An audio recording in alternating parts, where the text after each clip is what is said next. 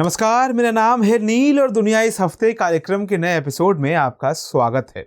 आज हम पाकिस्तानी नेता मुशर्रफ के भारत के साथ रिश्ते और शांति स्थापित करने के क्रम में युद्ध में संलग्न होने का इतिहास समझेंगे।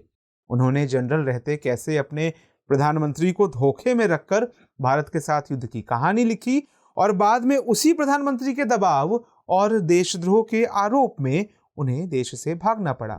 दरअसल बीते दिनों पाकिस्तान के पूर्व राष्ट्रपति परवेज मुशर्रफ का 79 साल की उम्र में निधन हो गया है।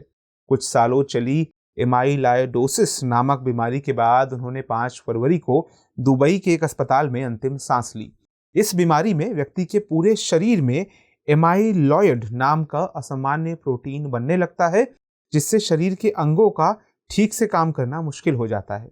जितनी अजीबोगरीब उनकी ये बीमारी लग रही है, उतना ही अजीबोगरीब उनका किरदार भारत के मामले में कम से कम नजर आता है।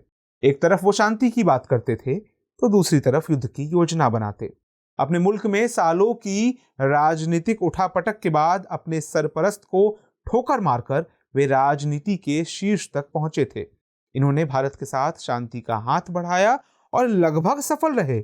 लेकिन एक तथ्य ये भी है कि इस शांति से पहले कारगिल युद्ध लड़ा।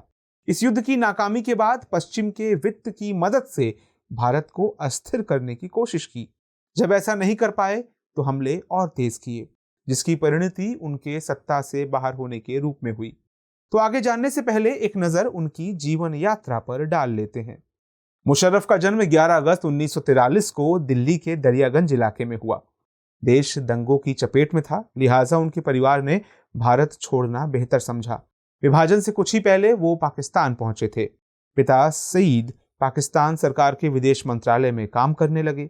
जब पिता का तबादला टर्की हुआ तो 1949 में पूरा परिवार उनके साथ चला गया। मुशर्रफ ने 1961 में पाकिस्तान सैन्य अकादमी में प्रवेश किया और 1964 में कमीशन हुए। ये अफगान गृह युद्ध में भी काफी सक्रिय रहे और 65 की लड़ाई को सेकंड लेफ्टिनेंट की हैसियत से देखा। हार जीत अपनी जगह पर इस जंग के लिए उन्हें पाकिस्तान का वीरता पुरस्कार मिला। इसके बाद 1971 की जंग के घावों का बदला लेने की सनक उनके जहन में सवार हो गई थी। 90 के दशक में ये मेजर जनरल के रूप में पदोन्नत हुए। ये व्यक्तिगत और राजनीतिक संबंधों की अच्छी समझ रखते थे। ये वो वक्त था जब वो नवाज शरीफ के करीब आए अपनी इसी काबिलियत के बलबूते, और नवाज शरीफ ने भी उन्हें निराश नहीं किया।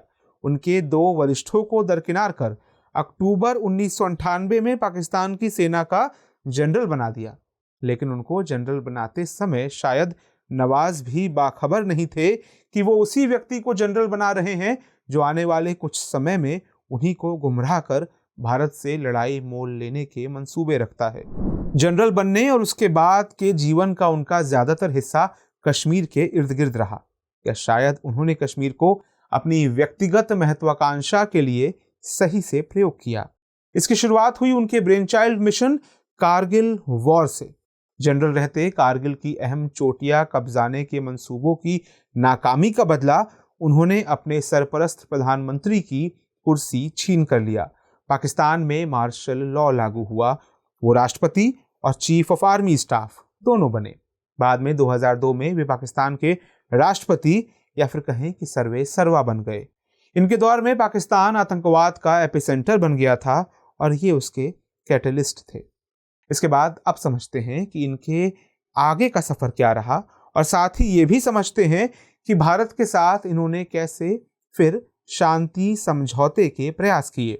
पाकिस्तान में एस्टैब्लिशमेंट, जिसे सामान्य भाषा में सेना भी कहा जाता है, ने मुशर्रफ को हमेशा एक मजबूत और कामयाब नेता के तौर पर प्रोजेक्ट किया।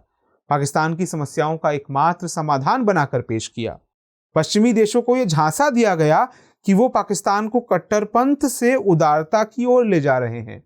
लेकिन जुलाई 2007 में लाल मस्जिद पर हुई सैनिक कार्रवाई ने उनकी छवि पर वो धब्बे लगाए जिन्हें वो अगले 2 दशक तक धो नहीं पाए।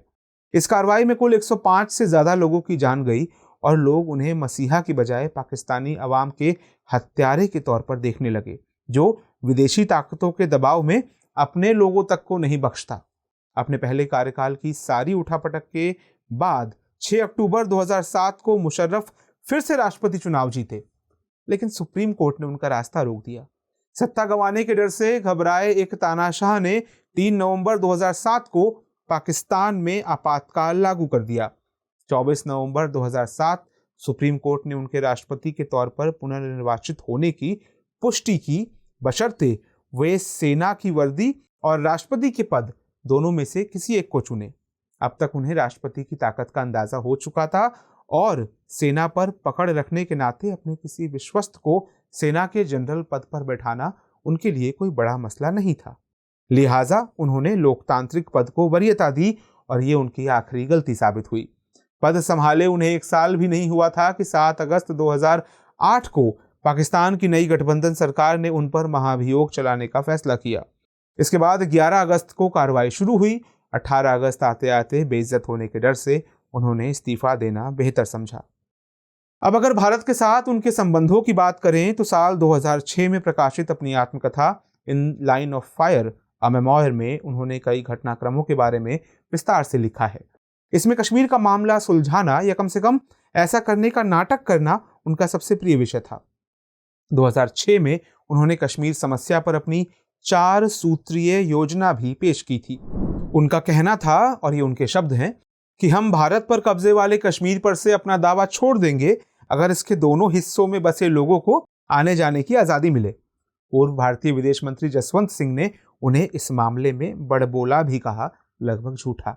ये छवि सुधारने का एक तरीका भर था जिसका उन्हें खूब लाभ हुआ, लेकिन ये छवि लाल मस्जिद केस और बेनजीर भुट्टो की हत्या में उनकी संलिप्तता की खबरों तक ही टिक सकी।